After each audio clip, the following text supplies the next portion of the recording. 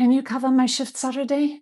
Please, I really need you. No, I can't this weekend. Why not? Well, I don't really have plans. I just need this weekend for myself. But if you don't have plans, why can't you help me? You know what I'm dealing with. I know, it's just this once. And there it is. You said no, you gave a reason, and 10 seconds later, you're defending whether your reason is good enough. How did that happen? Why are you suddenly defending a decision you already made? Sometimes saying no isn't the hardest part. The hard part is what happens after you say it. And this is why I'm not sure the usual advice, no is a complete sentence, is particularly helpful. Technically, yes. But imagine actually talking like that. Want to come over Saturday? No. Want to have dinner? No. Good luck with your relationships. Explaining isn't the problem. We explain because we care about each other. That's called communication. The problem starts when the explanation changes jobs. At first, you're explaining because you want the other person to understand your decision. Then they challenge your reason, and suddenly you're explaining because you want them to approve your decision. And there's an important question hiding right there. Why does their approval matter so much? Maybe somewhere underneath all of this is the thought, if I keep saying no, will this person still want me around? Or maybe you've learned over many years that being a good friend, a good wife, a good son or daughter means helping when somebody needs you. Maybe their needs simply feel more important than yours. And if that's what's happening, then just saying no isn't particularly helpful. You already know the word.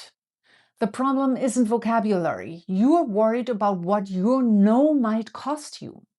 And there is a very simple way to notice when that fear has taken over the conversation. Ask yourself, if they don't accept this reason, am I about to give them another one? Because if the answer is yes, you may not be explaining anymore. You may be defending. And this gets especially difficult when the other person's problem sounds much more urgent than whatever you are doing. Take your mother. She calls. The television isn't working again. Can you come over tonight? Not tonight. I'll come over Sunday. Why? You're not doing anything tonight, are you? And she's right. No appointment, no plans. You wanted to go home, close the door and do absolutely nothing. Suddenly, I want an evening to myself has to compete with, I need your help. And maybe this isn't really about whether sitting on your sofa is a good enough reason. Maybe saying no to your mother has never felt like a small thing. Maybe you've spent your whole life trying not to disappoint her. So when she says, but I need you, you're not just deciding what to do with your Tuesday evening, you're also hearing something much older. Don't be selfish. No wonder saying no feels difficult. And no perfect sentence is going to make all of this disappear. But I don't think you have to make all of those feelings disappear before you can do something differently. You don't have to stop feeling guilty. You just have to notice when you start searching for a reason the other person will approve. So instead of, well, I've had a really long week. It'll only take half an hour. I know, but I'm pretty tired. You don't even have to stay. You could say, that's true. I don't have plans. I just need the evening to myself. I'll look at it Sunday. And maybe saying that feels awful. Your mother's disappointed. You might feel guilty for the rest of the evening. That doesn't mean the no was wrong. I think we sometimes treat our discomfort as evidence that we've made the wrong decision. And by the way, this doesn't mean they're manipulative. Maybe they're desperate or disappointed. Maybe you've said yes the last 10 times. Their motive isn't really the question. The question is what you do next.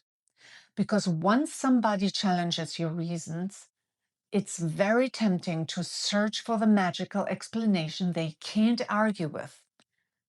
But there is probably none. So your friend says, "But I really need you this weekend." You don't need another excuse. You can say, "I know you're in a difficult spot, but I'm still not available this weekend." You acknowledged her problem, but you didn't reopen the decision. Or, "I understand you're disappointed, but tonight doesn't work for me." Or, "I know you were hoping I'd say yes, but my answer is still no." You don't have to prove that your reason is better than theirs. Acknowledge the problem. Don't reopen the decision. And I don't think the goal is to become the kind of person who suddenly feels completely comfortable saying always no. You may still feel guilty. You may still worry that they think you're selfish. You may still want to say yes just to make the tension disappear. But the goal isn't to find the perfect no or a reason nobody can challenge.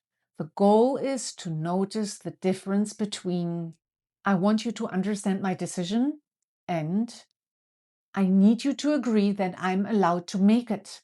You can care about someone. You can understand why they're asking. You can even feel terrible about disappointing them and still leave your answer exactly where it was.